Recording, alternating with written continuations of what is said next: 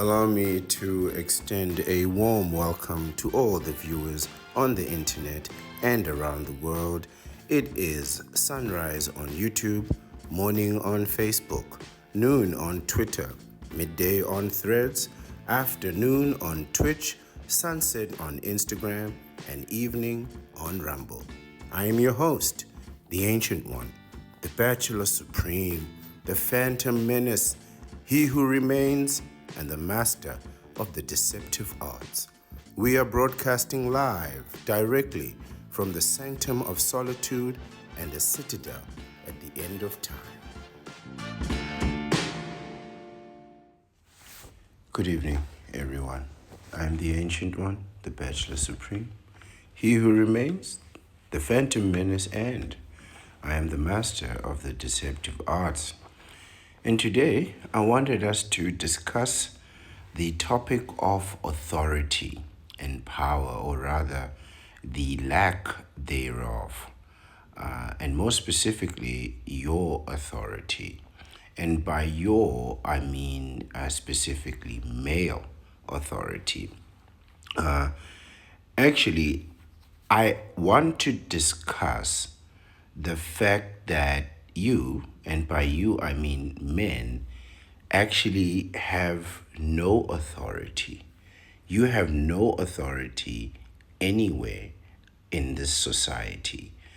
And what spurred this on is the topic of today's video really is women versus accountability, and the idea that men believe, or some men believe, that they in fact have the authority to hold someone accountable, to hold especially women.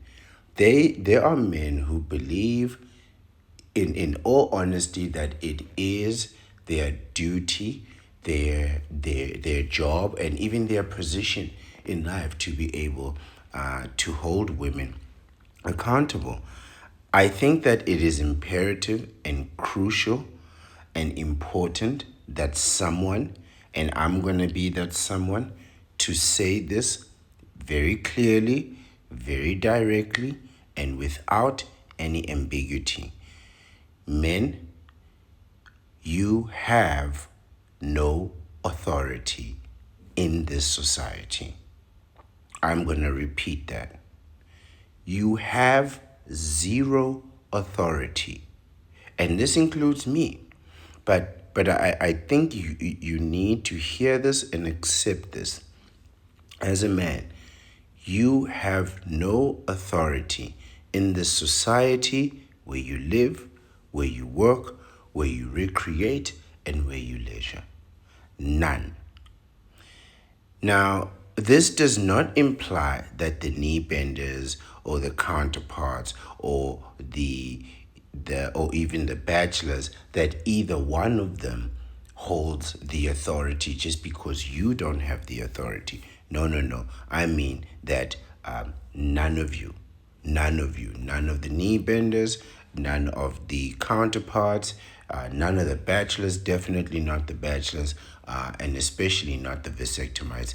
None of us have any authority in this society, in particular, to hold another person accountable. There is no place on this world, in reality, there's not a city, not a town, not a village, not a farmstead, where you sitting there now, have been given the authority for anything, let alone the authority to hold women accountable. Not one woman and not the entire species as a whole. This is a position that I will assert, that I will hold, and again, that I intend to prove. And I reassert this position again, that you have no authority in this society. And you need to come to accept that. You need to accept that with speed. You need to accept it expeditiously. And you need to accept it with the immediacy that the situation demands.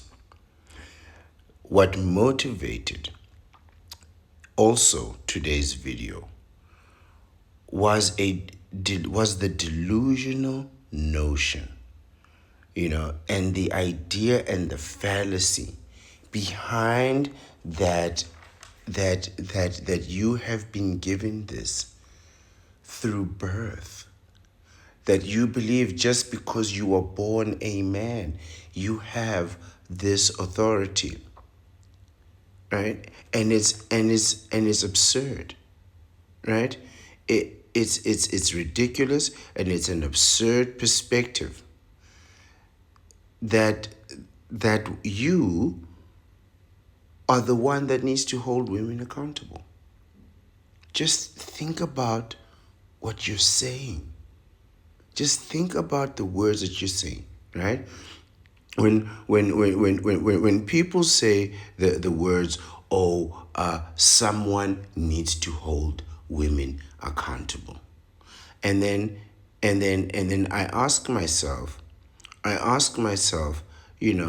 who would make this ludicrous, insane, and delusional statement? It would have to be a knee bender. Why would you make such a crazy statement as to say someone needs to hold women accountable? Now, the first time you hear that, there's like a morality to it, right? Accountability, self-accountability, blah, blah, blah. But the more people keep saying, someone needs to hold women accountable, it just sounds ridiculous. It is a delusional statement. Okay, let me ask you this question then, Mr. Someone needs to hold women accountable. Who is the person that is supposed to hold women accountable? Because it's not you. It's definitely not me. I'm not the hold people accountable type. I'm not the responsibility type, right? I'm not the responsibility type. I am adverse against responsibility. At work, it's one thing, but out here, I'm not taking responsibility for you people, right? So who is this person that is supposed to hold women accountable? Is it you, Mr. Kneebender? Mr. Provider and Protector? Huh? Mr. Dads and Lads? You're going to hold people accountable? Absolutely not. No one is going to do that. No one is going to allow you to hold women accountable. Based on what standards? You don't even maintain the standards that you've set for yourself. Now you think you can uphold legal standards. The other question is, really, why would women want to hold themselves accountable for bad behavior? Why would they want to put blame, punishment, and enforce guilt on themselves for their bad behavior? I could never really understand that. When people would say, women need to hold women accountable, that doesn't make any sense. That doesn't make any sense. How are you enforcing a standard? How are you setting a standard, rather, that you cannot enforce? How can you say this is the standard that needs to be upheld? I cannot enforce that standard, and the people to whom I'm imposing the standard on, without enforcing that standard or providing any consequences for not upholding that standard, they need to uphold that standard and they need to impose consequences on themselves. No, I wouldn't do that. I wouldn't allow you to tell me that I'm wrong and then indicate that I must hold myself accountable and then continue to punish myself and then stand there and uphold the punishment, uphold my own suffering. Go to hell. I'm not doing that. You do that. You go make yourself suffer. Because that's what the knee benders do. They want to hold themselves accountable so they can suffer and wallow. Bachelors are not for that. I'm not making myself suffer. Absolutely not. So why would women want to suffer for your approval? or suffer because of your disapproval. Your approval means absolutely nothing. I told you, you have no authority here. And I intend to prove that steadily as I go along. But your first statement that someone needs to hold women accountable. Who is that person? Is that you? No. Okay. So who must do it? Women must hold themselves accountable? No way. Absolutely not. Take yourself seriously, man. Let's have a sober discussion about this. Men, in reality, you're not an elected official. You are not in office. You don't act on behalf of the state, the nation, the government. You have no official power. You're not an elected official. You are not a trained, qualified, experienced member of law enforcement. You have no legal authority. You you are neither the parent of the counterpart nor the guardian, and you do not have the power of attorney. Nor are you given any legal rights of executor or holder of a deed. Like you have no authority. For many of you, this is the first time you hear some of these phrases. Like some of these might be familiar to you, like law enforcement. Okay. But guardian and power of attorney, when you look at your spouse, your counterpart, are you their guardian? Has she given you power of attorney to act on her behalf? No. And she never would. Right? She'll never give you power of attorney so that you can act on her behalf.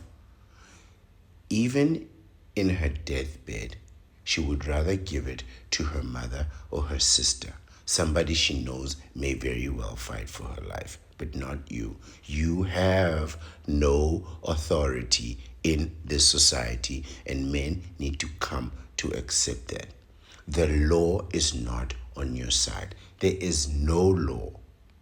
There is no law written to support this. There is no area of social, legal, or economic productive area of human existence as it stands today where you, the man, the male, are given authority over another person's life, actions, interactions, or inactions.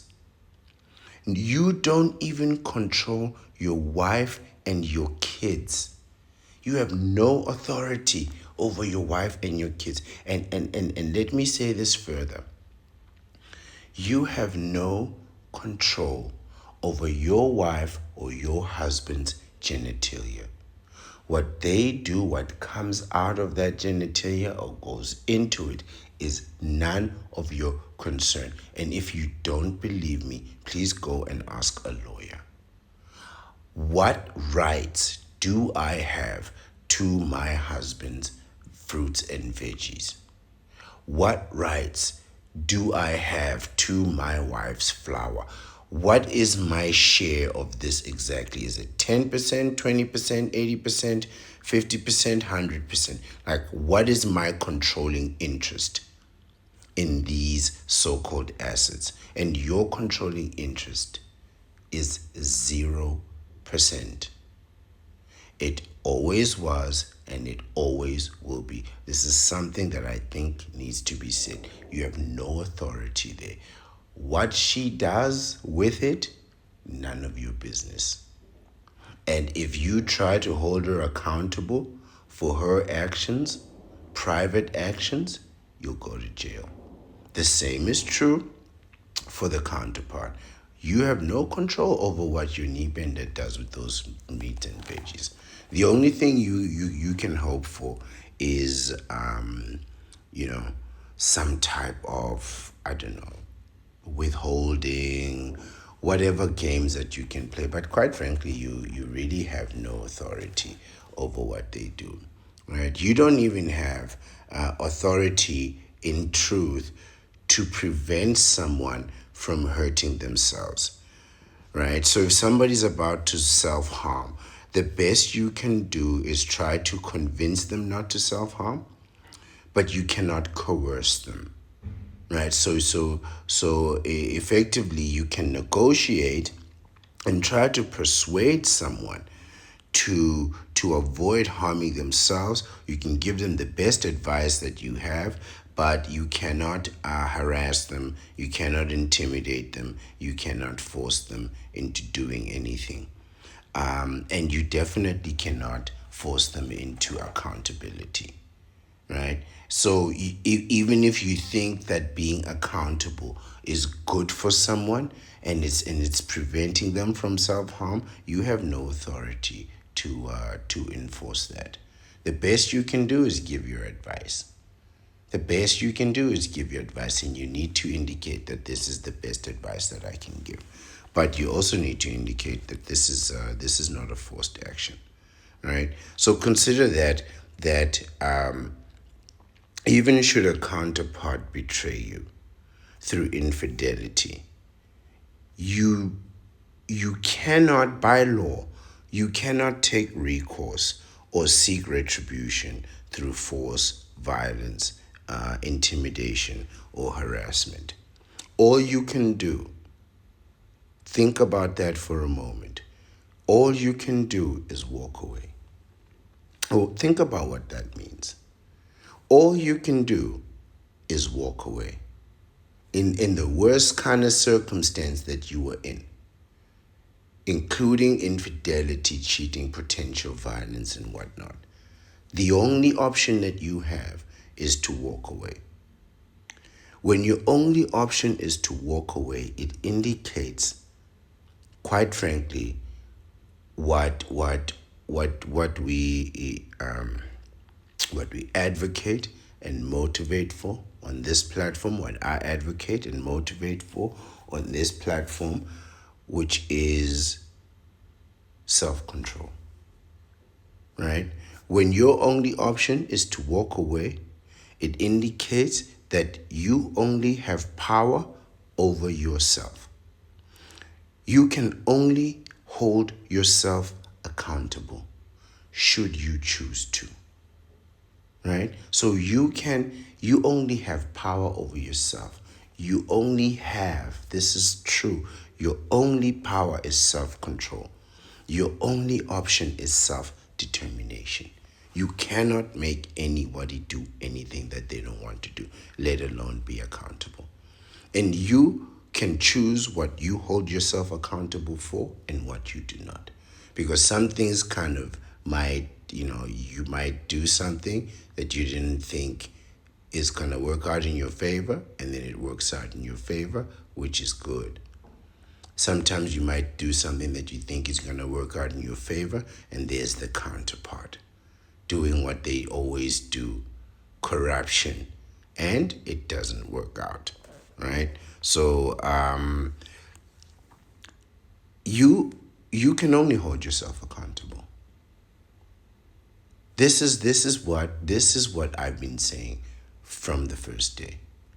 Self before society. Take care of yourself.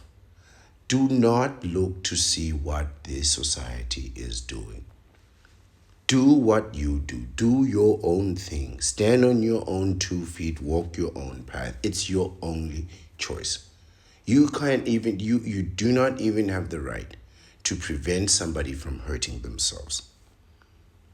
And in truth, that's the full extent of it. There is no law anywhere, at least that I am aware of, that gives you the power and authority to hold another person accountable. The only authority that I believe can do that is the court of law. Only the court of law, and I believe some elected officials, have the capacity to do that. But you are not born with that capacity. You earn that capacity. You are not born with it. I mean, really, who do you people think you are? You knee benders. Who do you think you are? You're a podcaster. You're barely influential. You're a podcaster. You're an entertainer. You are a businessman just trying to put it together. Some of you are just a dentist and a teacher and a plumber. This is not to imply that there's anything wrong with these professions. But who do you think you are? These professions, these are just jobs. These are not indications or a status of power. Where do you think you get the authority to tell someone that they are wrong to live their lives the way they want to live their lives? These are not your children, especially people that aren't your children. It's one thing to when you're towing the line with your kids, but with your counterpart, with women as a species as a whole, no, no. Even I wouldn't let you hold me accountable for nothing. I don't care who you think you are. I don't care how much money you have. If I don't want to be held accountable, no one can hold me accountable. And having a job, whatever, however great that job, however much money that job gives you, doesn't give you the authority to hold anyone accountable. Neither does paying those bills. You pay those bills year after year. I'm the one who you've heard these knee benders. I'm the man who pays the bills. No one cares, man. Really, no one cares. The paying those bills doesn't give you any authority, and I'm right. If you don't pay those bills, they'll throw you in jail for neglect and child abuse. You know that's true. So even paying those bills doesn't really give you no authority. You have to understand that the difference between power and leadership. Leadership is about responsibility. When you become, I believe, the head of a household, you take on responsibility for other people. Authority means you have power over those people. Now, you can have leadership and authority, but you can have leadership without authority. And I speak from experience, and I'm here to tell you that leadership is not about power. Leadership is about responsibility. And responsibility means where there's a shortage and a gap in production, you need to fill that gap and make sure that shortage is caught up. You cannot allow that. You do more work. You do your work and you do other people's work too. Right? This is why people in leadership are so frustrated. But people in power have no frustration. They tell you what to do, and if you don't do it, they hold you accountable because they have the mechanisms to do that. And you need to understand where you are because your power or perceived power or this authority lies, quite frankly, in physical size or what you think is physical strength. And this physical strength can only be utilized through force or violence, which is illegal.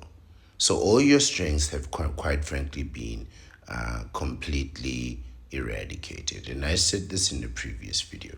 Whatever your physical strength and advantage is, it's been completely eradicated by the law.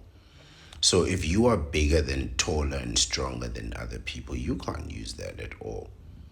You can only use that to move inanimate objects like furniture and fridges and appliances, but you cannot use your strength against another person. Even if it's a man, a smaller, weaker man, you can't do anything to that person, right? So that whole physical strength thing, that goes all the way out the window, right? All you guys that are pumping weights and getting yourselves big and strong, the only place that you're going to be able to use that strength is the gym. You won't be allowed to use that strength outside, so you might as well put down the weights and go running. Otherwise, you are hoping that religion and theology will be your salvation. And I'm here to tell you that it will not. These are philosophies, hypotheses, ideas on how man should live, right? These are not laws. You cannot go to jail for mispracticing your faith or or you cannot go to jail for having a lack of faith, or having a situation where you said you were going to move in faith and you backstep, or whatever they call that. You can't go to jail for that, right? So these these these religious theologies, these philosophies, these are not the laws, right? These are not the laws, and they don't give you authority, right? They don't give you authority to subdue another person's will, which is really what you're talking about. That's what we're talking about when we say accountability. You're saying that somebody did something you didn't like, you want them to stop, and you want to subdue their will, regardless of the fact that that person may quite frankly have liked the thing that they were doing. It never occurred to you that they enjoyed the thing that they were doing, and that's why they did it. And now you are troubled by it, and you want them to stop doing the thing that they are doing. What you're trying to do is you're trying to subdue another person's will. And you cannot even impose the fear in them of guilt to make sure that they feel bad about what they did. Your only option is to walk away with just self control and self determination, which is what here, quite frankly, I endorse and I advance every day, right? As well as getting yourself that vasectomy after you freeze your sperm, right? Your belief that you are ordained to be the head of the household and the final authority in all the decisions that are made in the home is a complete delusion that's been imposed on you, quite frankly, by your faith and your religion, right? And I've heard many religions preach the same thing, that the man is the head of the household, despite the fact that the laws don't agree, right? And the idea that you're the final authority in the home is a delusion that has no basis or grounds in reality. Reality that waits for you is, number one, is paying those bills.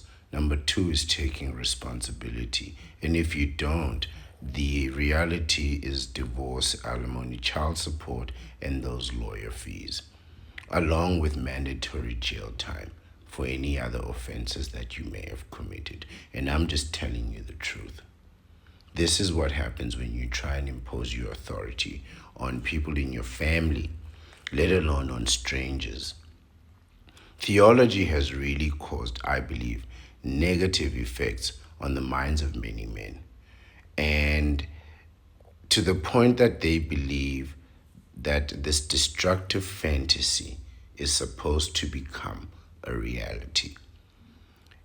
And all it has done is cause you to break the law and induce other people to break the law, while at the same time creating many enemies by getting people to dislike you. Because here you are trying to hold them accountable. And that's what today's excerpt will show. It's an excerpt from an article. There was a full article that was entitled or subtitled "The Pros and Cons of Taking Responsibility," which we are completely against here in the Bachelor Life. But I decided to forego the pros of taking accountability. I thought they were very superficial and wouldn't be helpful to us.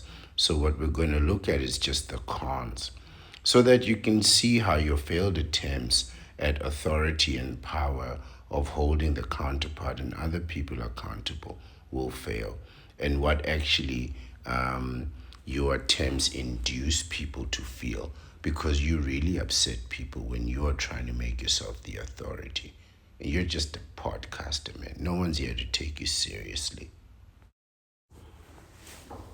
So in the formatting of this reading and this excerpt, I kept most of it. So I kept the introductions and the conclusions, and I just removed the prose. So it's the introductory parts, the conclusion, and then just one part of it is missing.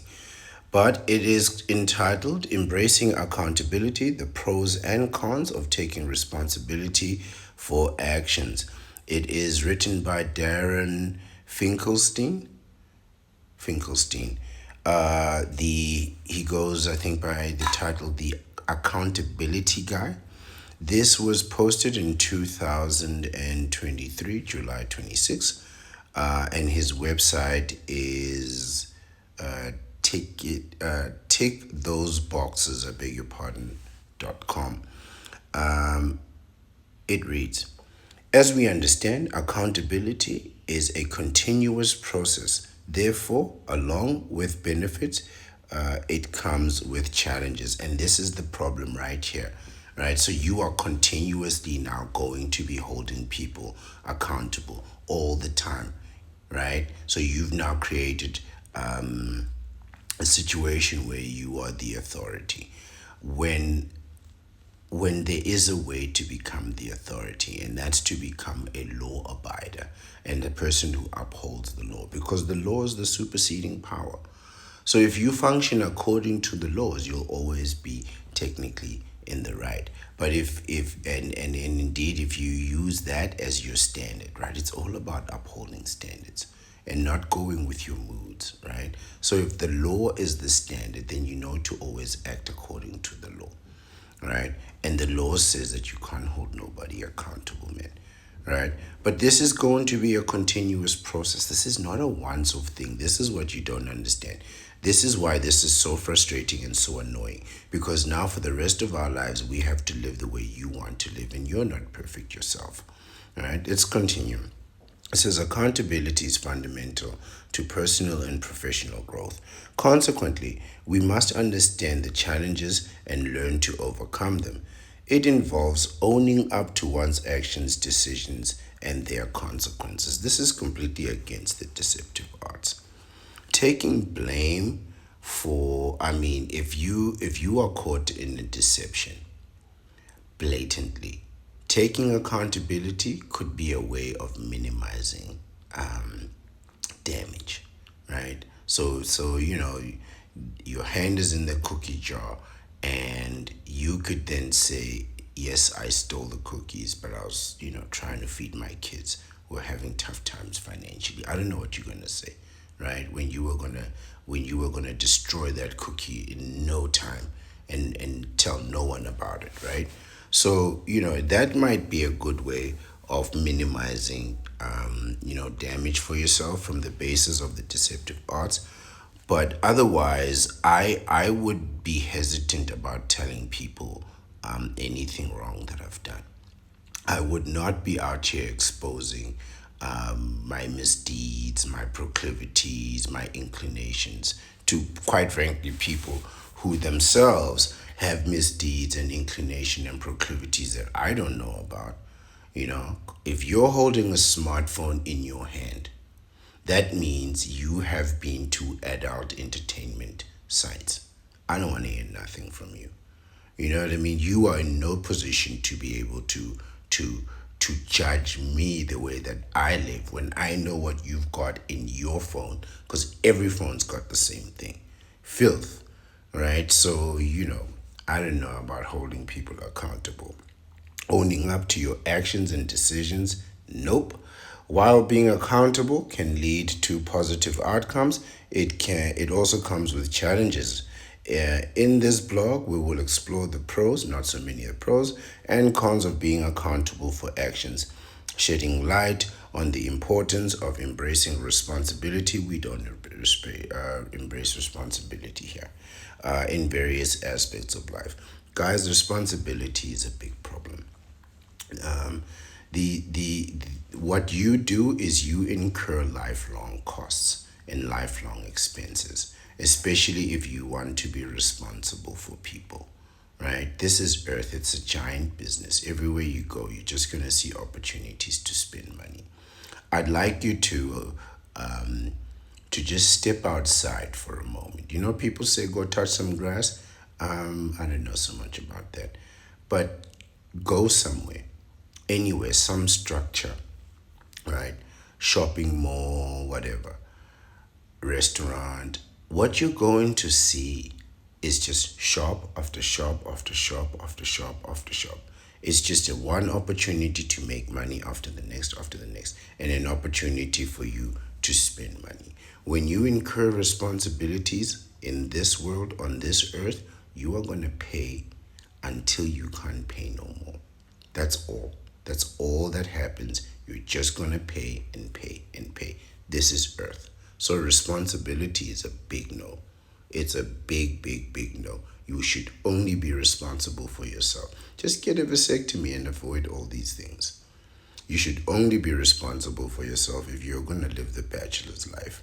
I'm telling you this truth. This sounds harsh, but all you're going to do is confuse yourself and confuse other people by trying to be half responsible for them sometimes and half responsible for them other times. Just let them know you're not giving them no money, and let them know you as that person.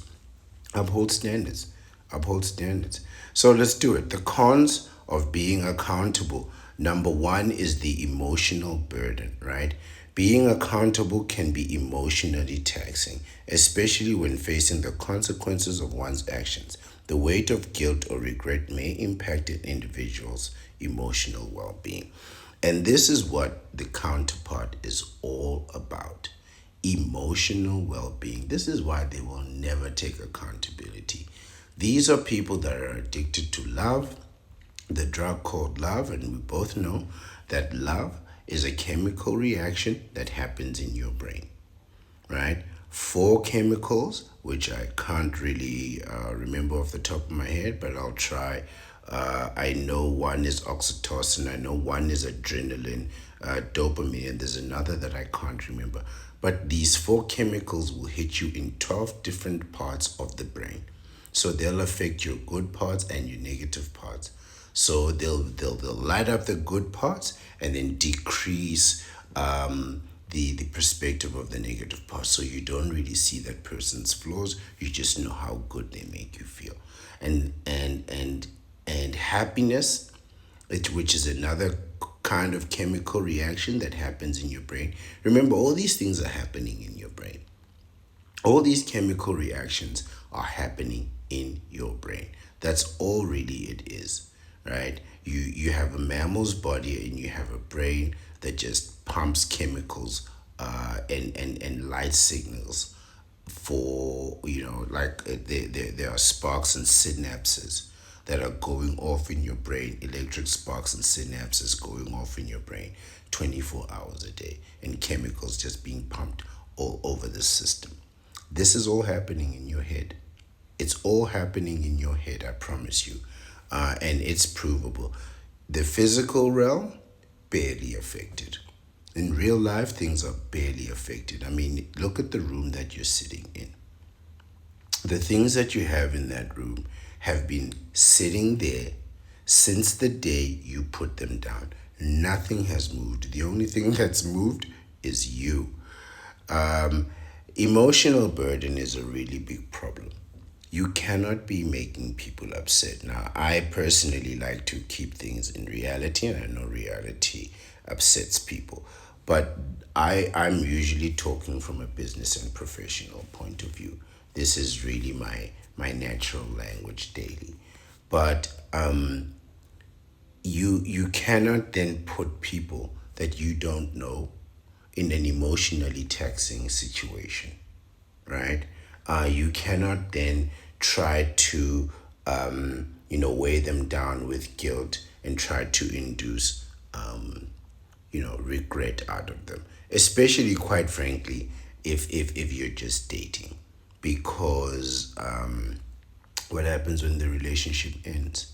Now he or she is stuck with poor emotional well-being while you're angry somewhere far away. She might as well just move on, right? So, but you cannot be inducing people, or burdening them emotionally, which is what you do when you try to hold people accountable, because you're telling them about your displeasure. You're now projecting your displeasure onto them.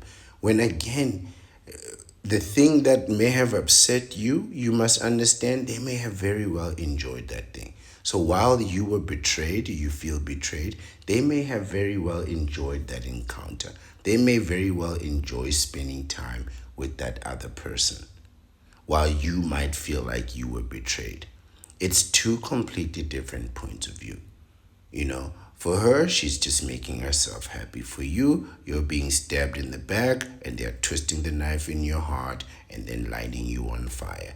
Completely different emotions. Completely different emotions. Increased stress. So now you're trying to hold them accountable. You've made them feel bad, and now you are increasing their stress. You see how this doesn't work? And how you should just be worried about decreasing your own stress, right? These are just the cons. I thought this list was tremendous, but the pros didn't do so much in terms of, making the point.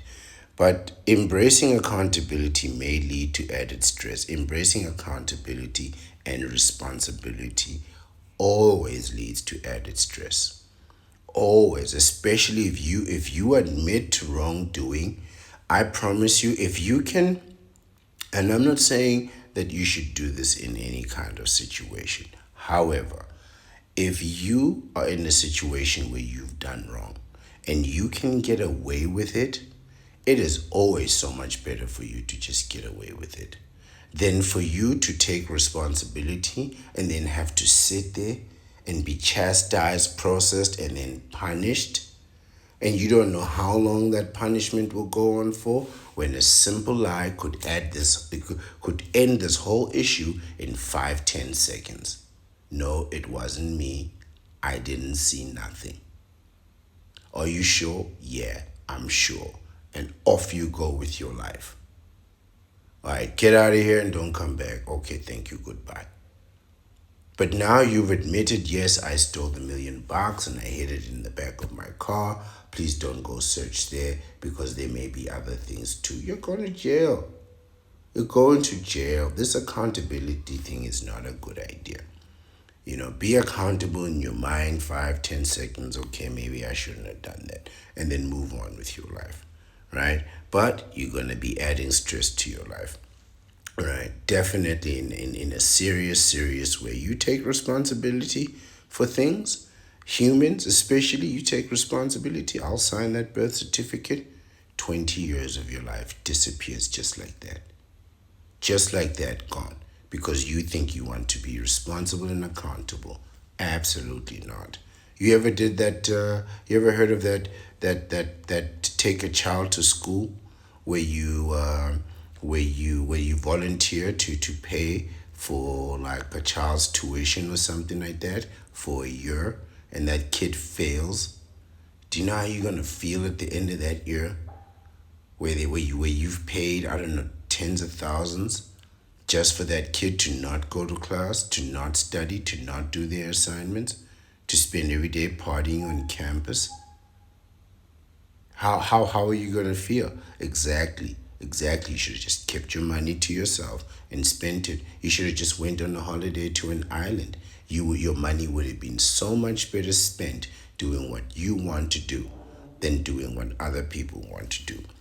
It says, particularly when individuals feel responsible for the actions and outcomes of others. There you go. There you go. Added stress because you're now responsible for the outcomes of others, right? Now, this is stressful because you will look at their actions and measure those actions up with their outcomes, and you're going to realize that they're moving in completely the wrong direction. You ever seen people who say they want to lose weight but they never exercise? You ever heard of people who want to get a degree but they never ever carry any books? Like, you'll never see them with any books. There are people who honestly think they'll be able to get a degree just by watching videos, if you can believe that nonsense, right? And so there you are responsible for the outcomes of these people, right? So these people are telling you they want to work hard and be rich, but they stay up all night and sleep all day, right? Just that, like, the contradiction sometimes is too obvious. It's too glaring. It's like, how do you want to be rich but you don't want to work? How do you want to be a CEO by 34 but you have no business skill at all? Never studied economics, never did no MBA, nothing. Didn't study even taxes in high school or basic accounting. You did nothing. But you want to be CEO by 34? And somebody has to be responsible for those outcomes, and it's usually the father.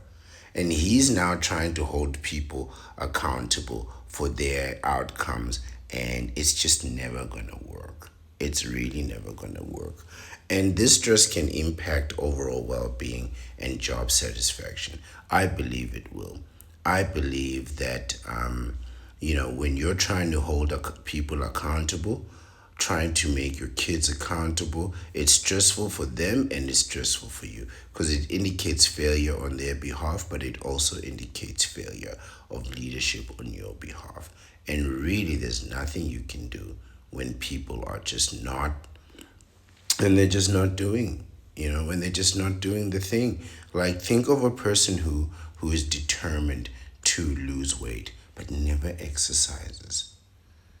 And there's like a contradiction. I'll give you one also. That's it's like vegans, right? Now, I'm not against a vegetarian diet. I think that's actually a very good thing, and a very healthy way to live your life. I'm not really against it. Where I see the contradiction are people who will say, well, I won't eat like meat, but I'll eat vegan prepared foods and things like vegan ice cream or vegan, mac and cheese, which is like it's a contradiction, because you are foregoing meat to eat things that are just jam packed with oil, butter, preservatives, sugars, salt, and all kinds of things, when quite frankly a piece of chicken will probably be healthier for you. And this is like the contradiction that I see, like things like vegan ice cream, right?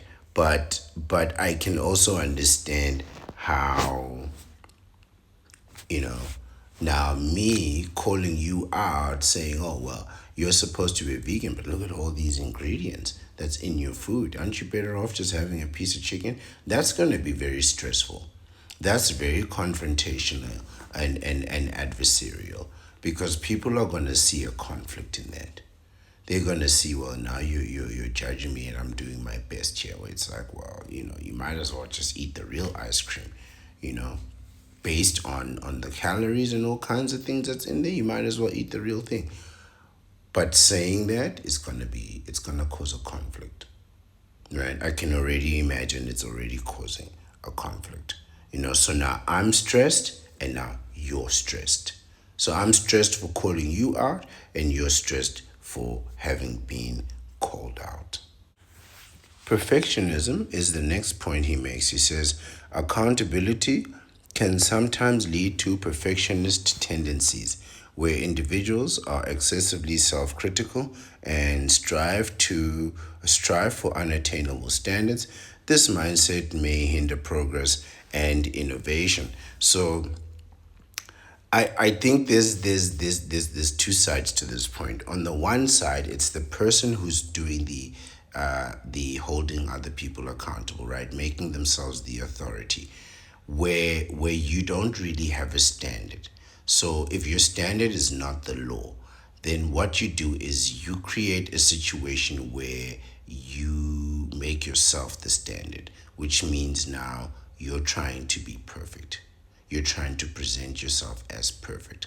On the other side, it's the one here where they say that excessive criticism may make a person want to achieve perfection and thereby striving for unattainable, unrealistic standards and being self critical, judging yourself, right? I'm all for knowing thyself, knowing your limits, knowing your capacity, knowing what you like and what you dislike, knowing how you really want to live on a day to day, hour to hour kind of person, like really knowing yourself. and that involves a little bit of being self-critical, not a little bit, a lot, right? You have to be quite self-critical in order to know yourself, to see your advantages and to see your disadvantages clearly, so you can see what really works for you. um, but this is supposed to help you to be realistic and effective, right? So effectively, it's supposed to help you to strive for attainable goals and standards, right? But I suppose if you're trying to live up to another person's standards, then whatever they say, every day you'll be looking for that person's approval, right? There are fathers who've raised children to become great athletes, like top tier athletes, when the father themselves couldn't even play that same sport. He couldn't even play that same sport, right? This mindset may hinder progress and innovation. Yes, absolutely. So when you're being critical to other people, you may very well hinder their progress. You may very well create a situation where they don't want to proceed and they don't want to participate anymore, because now here you are trying to hold them accountable. And this is what the counterpart does. Every time you try to hold them accountable, they retreat and they look for a way to try and attack you again. So when they've done something wrong and you hold them accountable, they will then try to hold you accountable for holding them accountable, because it makes them feel bad. It hurts them, right? You are hurting them, you're attacking them, and they're going to attack you too, even if they're wrong, right? Just so, yeah, it's going to hinder your progress. Definitely. And it's really not going to achieve the outcome that you're trying to do. I told you the best thing to do is just to practice the deceptive arts.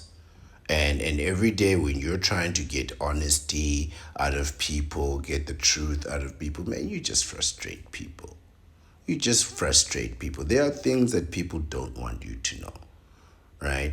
And there are things that you don't want people to know. So keep your secrets, and just live your life. Instead of now you're trying to build something with people that quite frankly isn't sustainable.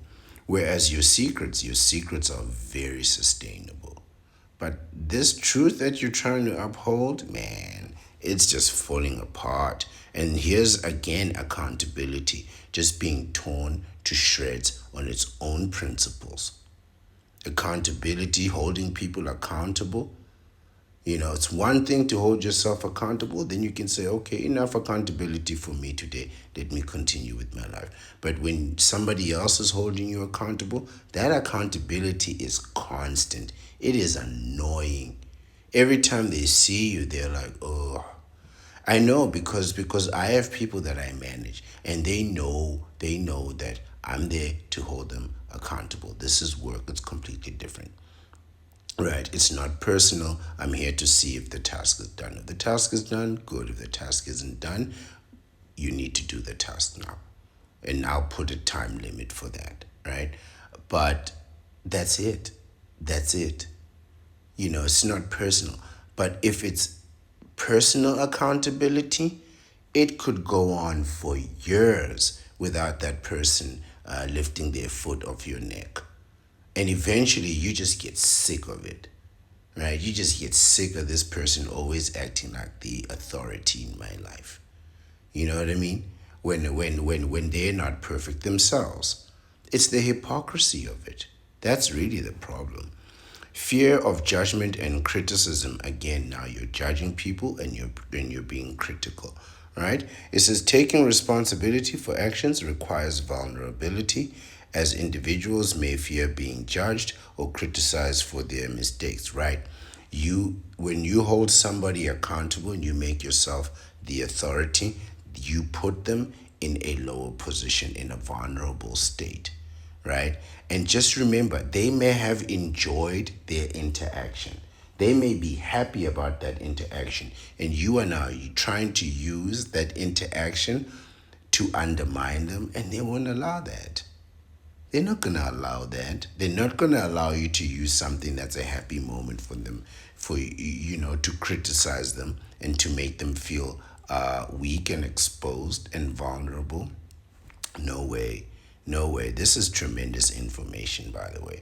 The fear of negative repercussions, I beg your pardon, may prevent some individuals from embracing accountability fully. Yes, the fear of negative repercussions absolutely prevents people from facing accountability fully. Like if you know you've done something wrong or illegal, right? Remember the law is our standard. So you want to keep that clear or you want to keep that completely secret, keep it off the books, right? But if you've broken the law, and I suggest you just get a lawyer to try and get you off. Because if you're gonna face responsibility for illegal stuff, you're going to jail. Right? You're absolutely going to jail. So, just trying to make sure you got some money for those lawyers so they can keep you free. But otherwise, the best thing is to just not to be discovered. Just create a life and a situation where whatever it is that you're doing need not be investigated. Because if they investigate, they're going to catch you. These people are good, man. Like, it's not like the movies, man. It's not like the movies. These people don't play. You know who I'm talking about. I'm not going to name them. But if they come looking, man, they know exactly where to look and how to look, and they'll find things quickly because they work with the law. So they know what will stick and what won't stick. So if you coming here talking about, oh, she cheated on me, they'll ignore you. And they'll say, well, what did you do when she cheated? Right? And you'll say, well, I stroked her hair. Oh, that's illegal. You can't be stroking people's hair. You know what I mean? So this whole thing is a problem. This whole thing is a problem. But yes, negative repercussions, try to avoid them for yourself. Try to avoid them for yourself as much as possible. Try to avoid negative repercussions by staying on the right side of things. This is really the best. And then try to, if you're going to be the authority, don't say that I don't like this, right? Because if I come out as the ancient one and I say, well, I don't like this, and I say that a lot, but what I'll say to you is, this is illegal. So you don't have to wrestle with me, you have to wrestle with the law, right? And I'm always hitting you with that first. We want to go out partying all night. Yeah, that's illegal. That's the first thing I'm going to hit you with, right? And if I do want to go party with you, I won't mention the law. I'll just go party with you, right? But if I'm not doing it, I'll just say it's illegal and you can go decide by yourself, right? Because this is the standard. But if I say, well, no, I don't like drinking and I don't like partying and I don't like this and I don't like that, then I'm becoming judgmental. Then it's me that's the problem. Even if I don't like any of those things. If I do, I do. If I don't, I don't. But if I don't like it, then I'd say I don't like it. I'm being judgmental. But if I say it's illegal, I'm upholding standards. All right? But yeah, avoid negative repercussions at all costs, especially legal repercussions. You don't want that. You don't want those problems. Next one is potential for blame shifting.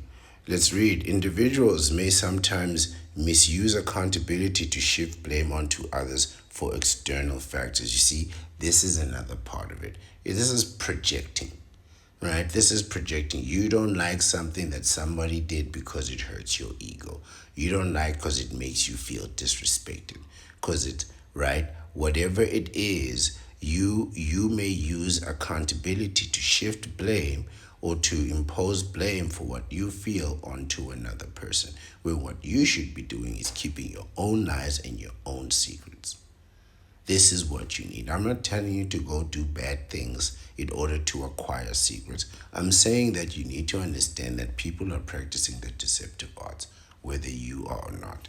I'm saying go freeze your sperm and get a vasectomy, right? So that you don't have to stand there holding up standards, quite frankly, that you don't need to be upholding when the law is the standard. Now, I'm not saying that I uphold that standard every day or that I'm perfect in understanding or even upholding that standard. That's not what I'm saying. I'm saying that I'm aware where the standard is, right? Whereas many other people are trying to function on theology and other kinds of philosophies and all kinds of ideas, when the real standard is the law, not your ideas and not your feelings and lying to these counterparts. No matter what somebody tells you, it's not illegal to lie to a counterpart. This is what you got to understand. The law is on your side. You tell her, I love you, and it means nothing to you. That's not a crime. That's not a crime. Right? You could be honest with a counterpart. Right? Let me give you an example. Pay for play. Pay for play is an honest exchange. Right? So solicitation is an honest exchange. She knows what it is, you know what it is. You know the truth, you discuss the number up front, she arrives or you arrive and you make the exchange and you do what you do and maybe you give her a tip at the end. I don't know how you people do 20%, who can say? You give her a tip at the end and off you go. Right? Now she's happy, no crime, no violence, no nothing, right? Or so you think. Or so you think. Just because you were honest with her doesn't mean that you didn't break the law. Just because you told the truth doesn't mean you didn't break the law. You could tell the truth. You could be completely honest with your people and they would be considered your accomplice or co-conspirators, right? Morality, honesty is not the standard. The law is the standard and the law is on my side. I can lie to these counterparts all day long. Hey babe, I'm taking you to Dubai in 3 months. We're gonna go shopping. You can spend $100,000 to $250,000 just on jewelry. I'll put it on my credit card. It's not a problem. You can say nonsense like that, right? I'm going to take you on a trip around the world, island to island to island. For the next 5 years, we don't have to work or worry about money. You can say that, and it's perfectly legal. But you can make her an honest offer and live up to it and go to jail. This honesty of yours is a problem. It's a problem because the law is not on your side. The law is your standard, not your emotions. This is what people need to get right. You are on earth, and on this earth, the law is the superseding power. Now, I'm not saying I'm perfect with the law. I'm saying you need to understand this. You need to understand where the standard is. Because you'll be standing there telling people how right you are because you're telling the truth, but you're breaking the law. But you can go stand in front of a judge and she'll say he cheated on me 100 times. And it means nothing because cheating is not a crime. Neither is being a jerk. Let's continue. This form of manipulation undermines proper accountability and can create a toxic environment. Right, so when you are blame shifting and making yourself the accountability, this is what creates a toxic environment. I can agree with that. The next one is strained relationships. Yes, so, okay, let's read it, right? I'm thinking a few things in my mind, but let's hear the point. It says, in cases where all team members need to embrace accountability, conflicts may arise. Unequal distribution of responsibility can strain relationships and create a sense of imbalance within the group. So he's talking like in a work or group dynamic, right? Guys, again, if you've been caught with the cookie jar, with your hand in the cookie jar, right? You know what I'm talking about. You need to admit wrongdoing, but you need to then say you did wrongdoing for a good reason, right? Yes, I stole the $1 million, but I was doing it because there are children in an orphanage that need blankets for the winter, right? I don't know, but you have to Robin Hood that situation, right? Steal from the rich to give to the poor, because there's so many poor people, they'll understand, right? But in a group environment, you really want to take some accountability, or just put yourself in a situation where you don't need to take any accountability, right? Especially if people have seen you. If one person sees you, maybe you can discuss it with them, right? I always say, if there's one person that knows my secret, I'll just tell him to his face. You tell anyone, I'll deny it, and I'll call you a liar, because it's just you and me now. But if there's more than one people, I beg your pardon, more than one person, then you wanna go ahead, use those deceptive arts, right? Lying to these people is not a crime. Lying to a judge, yes, that's a crime. But lying to these people, no, it's not a crime. So yes, admit to the wrongdoing, but give a good reason. Give a good reason. An equal distribution of responsibility can strain relationships and create a sense of imbalance within a group. Yeah, so try to always be the one who works the hardest. Overtime, extra time, every time. The problem really starts to feel like, when people get tired, they start to feel like people who are sitting down aren't doing anything, especially at work. So always try to have a document in your hand, look like you're writing something. Always look like you are being constructive.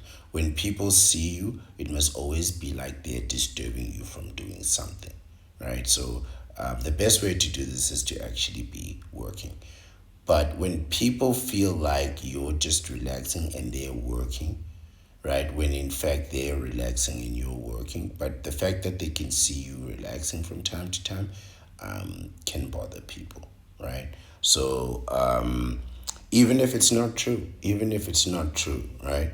But yes, trying to hold people accountable will definitely strain a relationship. But at work, try to keep the peace. You are the butler at work. Really, you are the butler at work. Humble yourself to the almighty dollar. I don't care what title they give you. I really don't care what title they give you. Guys, I mop floors in the bathroom every day. Now, I'm not going to scrub the toilet itself. But if there's a mop there and there is a puddle, I'll be the first one to grab the mop and mop that puddle. Every day. Every day, there's always a reason to wipe the mop something, right? My colleagues will come and see me. I'm an educated, qualified, experienced person, and they'll see me mopping the floor. Just because there's a puddle. There's always a puddle, man. A cup of tea, something always spills on the floor, and everybody's always waiting for somebody to clean it up. Be that person. Be that person. Just clean it. Make sure it's done. Don't look for praise. Don't look for thanks. You are the butler, right? So you're the guy who's gonna mop the puddles and balance the books, right? This is your skills range, from the menial to the most important, right? And you'll balance the books and you'll do payroll too. You'll sign the checks too, and then go ahead and make sure the doors are oiled. You know, you have to be a butler at work. You have to take that mentality. You are the number one servant here, right? Humble yourself to the almighty dollar. You take on this approach to work, then you'll never have a problem, man. You can mop the floor and go make $1 billion presentation on the same day. There's no reason why you can't do both. The issue really becomes a situation where people are like, well, how come he makes so much money, but he's always sitting around doing nothing? Right? And this is really my issue. I rather people see, man, that guy's always working. Yeah, that's why he makes so much money. Extra time, overtime, every time. No job too big, no job too small. You know what I mean? You change the ink in the printer and you print the paper, and then you take that paper and you give it to the client to sign that $1 billion contract. You follow the full steps of every process. No job too big, no job too small. Right? This is the idea you have to work with, especially in a professional environment. I say humble yourself to the almighty dollar. Fear of failure is the next one. The fear of failure may prevent individuals from taking risks and exploring new opportunities. This is true. Some may hesitate to step outside their comfort zone in an accountable environment, limiting their growth potential. This is that's what they're talking about, where you are hesitant to to act in a certain ways in an accountable environment.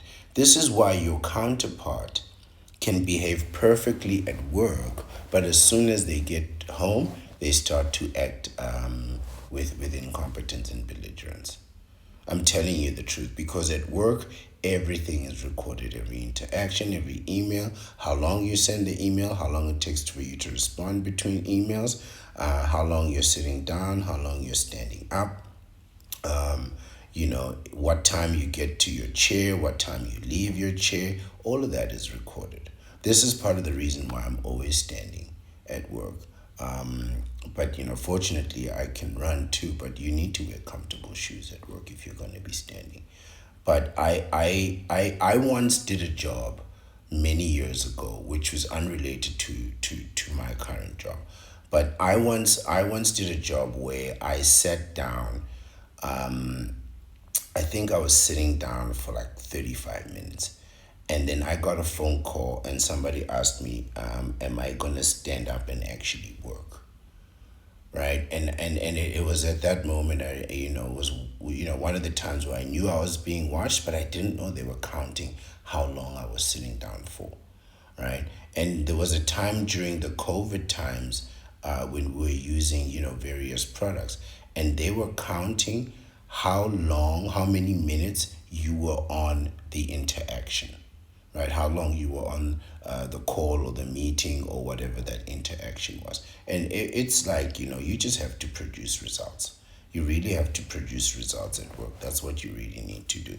But when you are being held accountable, the fear of failure really, really does get you to try and deliver results. But also when people are trying to hold you accountable, trying to make you responsible, trying to make you admit wrongdoing, it's going to make you retreat, right? And it's going to make you less likely to want to be adventurous or try new things or to explore potential growth because you don't really want to mess that up.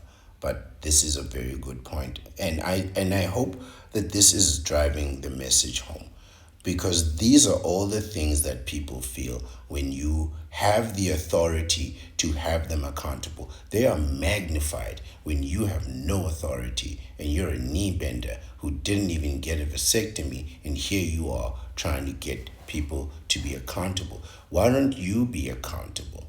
Be accountable to yourself and take control of your contraception and your reproduction. Why don't you go freeze a 100 million, 250 million sperm and then go get yourself that vasectomy and then you be accountable instead of trying to hold other people accountable who already have contraception. The woman you're trying to hold accountable, she's on birth control. She doesn't need accountability. You do. So this is the final screen. So that was a very interesting list. I found that quite insightful, and I agree with everything on that list. By the way, and this is what happens when you try to hold people accountable. You just annoy them, right? You just really annoy people. It says your final thoughts. Embracing accountability for actions comes with a set of pros and cons, a tremendous list of cons. The benefits such as personal growth, enhanced decision making, and blind trust outweigh the challenges. I don't think so. I think these, like if you're holding yourself accountable, sure, you can definitely achieve personal growth, enhanced decision making, and you can build in trust. Maybe you could build some trust, along the way. But if you're holding yourself accountable so that you can see where you made mistakes and then you can improve so you can, better improve your situation, I'd say do it in private, do it in your meditations, right? So that you can come out of that anytime you want. You can see where you went wrong. You don't make the same mistake twice. It says accountability empowers individuals to take control of their lives and foster a positive organizational culture. Sure, for the individual, right? But you don't want to be using that to hold other people accountable. Man, people don't like it when you judge them. But because you don't have the authority to judge them, even I don't have the authority to judge, right? I'm just here trying to be as informative as I can, analyzing the information to see what it can mean for you and me as bachelors and vasectomites. But effectively, if I could stop you knee benders from having all these kids, I would. I would, but I can't. I can't. If I could snap my fingers and every person that wanted a vasectomy could have one just by snapping my fingers for free, I'd do that for you. I'd really do that for you. I'd do it for you, as you're going in there and you're like, oh, I don't have any protection, but I really want to do this. And you'd say, hey, ancient one, can you give me a vasectomy before I go in? And I snap my fingers and you're already healed with a vasectomy and the pipes are clean and you can go ahead and do the business. If I could do that, I would, but I can't. You have to go pay your urologist and get that vasectomy done. And you have to take the time to heal and recover and do all that, right? But this is why we promote self-preservation, self-determination, self-control, self before society.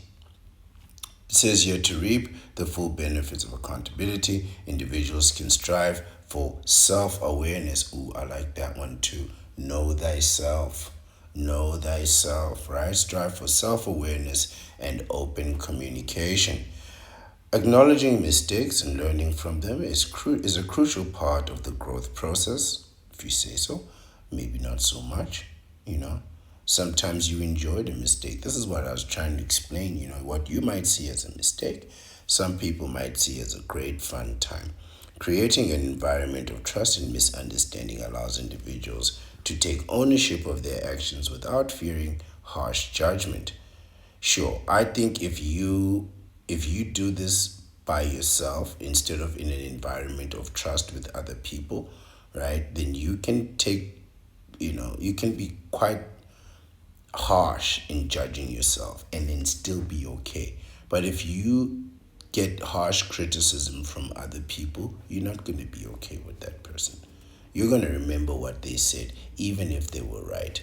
Leaders play a pivotal role in promoting accountability within teams and organizations.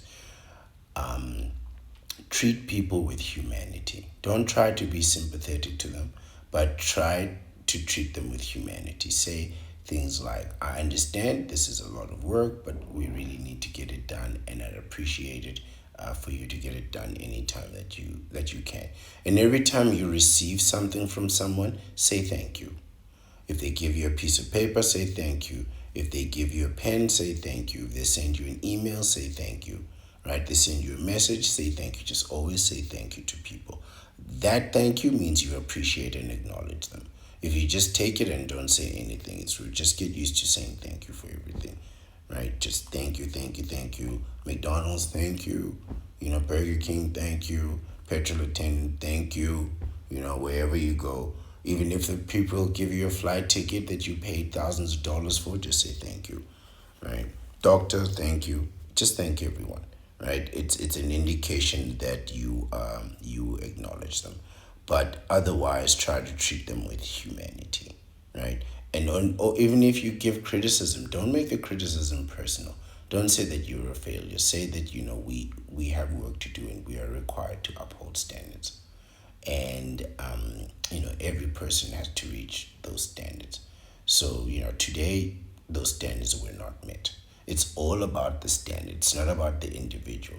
So we're going to need you to raise your performance to uphold the standard, right? Standards. It's easier to point to a standard than to criticize an individual, right? That way there's something to focus on that isn't personal, right? And it's always there. It's a constant thing that you can reach to, the standard, right?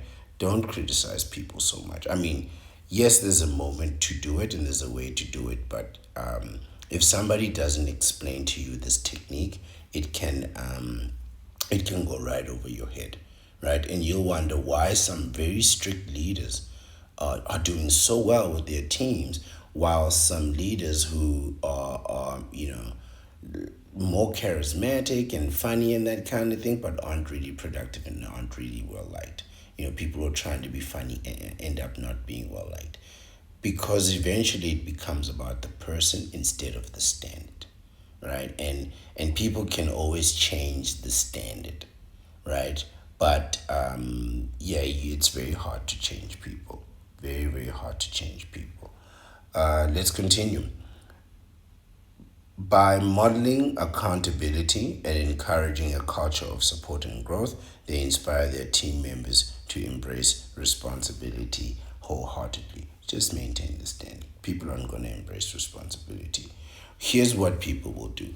As soon as they've done, like if your job is to create, I'm going to say 1,000 documents a day.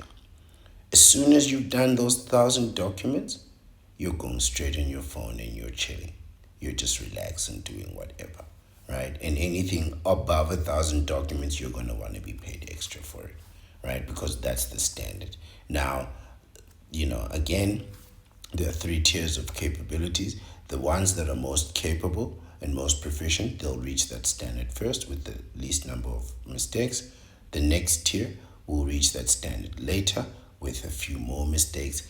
And the bottom group, they may or may not reach that standard, but they will do something towards. They will contribute something, right? There will be something tangible and productive. Now, it may not be of the highest quality and it may have many, many mistakes, but it will be something to indicate work was done, which is a plus. And so as the time goes and the standard is maintained, for the more capable, it becomes easier for them to do. For the second tier, they'll reach that standard and they'll maintain it. And for the third tier, the chances are that the best they'll do is reach that standard once or twice, right? And then for the rest of the time, they may just hover somewhere below, but productivity will continue, right? Over many years, eventually everybody reaches the standard and maintains it, right? So it's really a matter of time. So the first few weeks, months, years, people are still getting accustomed to it. But once they've got it, they just maintain the standard, right? So yes, we're here. Ultimately, accountability is a journey of self discovery and resilience, if you say so, right? Self discovery, yes. Doing it by yourself, yes. Doing it to other, imposing resilience on other people, I don't think that's a good thing. And I'm just saying this from the strategic point of view of the deceptive arts. People are not resilient, man. People are really not resilient. People have no intention of being resilient. They never have been. Even the people who can say, men used to go to war. Not every man used to go to war. Most men never went to war. Most of society never went to war. If you look at any society, it's not even 1% of the society that went to war. That's why it's so easy to remember who all those soldiers and governors are from the Roman empires and things. Because it was a very small group of people. The rest of the men, they just stayed home, you know. So it's like people don't want to be resilient, right? So you can't be holding them accountable like that. It is not about seeking perfection, but embracing the learning process and using setbacks as stepping stones to success. You're not getting that. You criticize people, you're just going to make them into enemies. As we navigate the complexities of being accountable in our actions, we must remember that it is a dynamic and continuous process. This is the problem that I have: dynamic and continuous. So this means that every time you don't like something, you're going to judge me. Even if yesterday you liked it and today you don't like it. Now today you're in a different mood. Now, no, I'm not doing that. I'm a very stable and consistent person. I don't like when people want to change dynamics because of moods. This is how people end up staying up late all night when they have work in the morning, because they live a dynamic and continuously dynamic life. No, maintain standards. I promise you, if you are in a position of leadership, especially if you're dealing with a lot of people, and you have one standard for one group of people and another standard for another group of people, they're going to call that discrimination. You need one standard for everyone without it being dynamic, right? This is true leadership. By embracing accountability, individuals open doors to personal growth. This is individual accountability, not you holding someone else accountable. Strong relationships, nope, and a sense of fulfillment in their personal and professional lives. In the end, accountability is not a burden but a privilege for who, right? I think he's talking about self accountability. This privilege allows us to take control of our destinies and shape a future filled with success, purpose, and authenticity. Again, for yourself, right?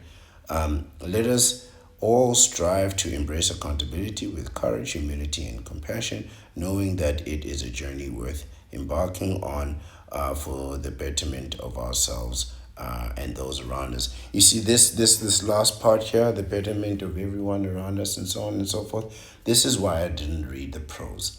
This is why I didn't bother with the prose, because he's really going to preach a philosophy of morality and all that, which I really don't believe in. I think it's all a lie. I think if you try to hold people accountable, you're really gonna upset them. Just like how these knee benders have really upsetted counterparts. Because really you have no authority. And this is the point that I'm trying to make. On the one hand, you have no authority, but on the other hand, you're being quite belligerent and disrespectful to people. Who do you think you are? Who do you think you are? This is why they put you on child support. Like badly. This is why they're always putting you in child support, because you come in acting like you are the authority just because you're a man. And then they make you bend the knee and you still don't get it. Then they put you on child support for 18 years and you still don't get it. Then they put you on alimony for decades and decades and you still think you have the authority. And then when you don't pay, they throw you in jail and you come out of jail and you still think you have the authority. This means you think you were born with this authority, and the fact that you have no authority. The fact that they have so many different systems to hold you accountable, including prison, including fines, including restrictions of movement and so on, is an indication that you have no authority. But yet you think that you can hold other people accountable. The only person you can hold accountable is yourself. And the best that you can do is to, freeze your sperm, get a vasectomy. Let me repeat it once again in case you haven't heard it before. Freeze your sperm and get that vasectomy. Then you don't have to go around trying to hold women accountable because you're trying to uphold some type of theological standard that quite frankly doesn't exist. You're worried that she's going to get pregnant and she is on immaculate birth control. It is the last thing she cares about, getting pregnant. She'll get pregnant when she wants to get pregnant. In the meantime, she can do whatever the hell she wants. As long as she's got that birth control, she's free as a bird. You're the one without no birth control. This is really a tremendous thing. In terms of reproduction, women can be intimate with whoever they want to be. And it's all because they have birth control. And you need to understand that and go get your own. Hold yourself accountable. Stop holding other people accountable. You have no authority. You have no authority to do so. And if you try to hold me accountable, I'm not having that. I'm not having somebody telling me a real man pays bills. A real man takes me on 3 vacations a year. A real man will give me his house. A real man would move out of his house and make sure his family is still safe in his house. No. I'm not buying you a house. I'm not buying you a house or a car, and I'm not giving up my freedom. I'm not giving up my independence. I'm not giving up my solitude, for none of this. I will hold myself accountable. If and so I decide, I will decide when and where I need to be held accountable. Not you, me and the courts. The courts will decide if I've done anything illegal. Not you. Not you. No. And it's the same way that if I tried to hold you accountable, if the Ancient One came and told you to be accountable in your life, put down the drinks, you'd look at me like I'm insane. You'd look at me like I'm insane. You'd tell me I have no authority to tell you what to eat, what to drink, what to smoke, and what to induce in your life. Because I don't. You have to understand that. You really have to come to understand that, right? So please meditate on these words and think of the list that we just read and think of how upsetting you make people when you try to hold them accountable. This is the end of the video, and again, I want to thank you for your time and your attention, and I really appreciate it, and I always will. I am the Ancient One, I am the Bachelor Supreme, and I wish you a very, very nice day.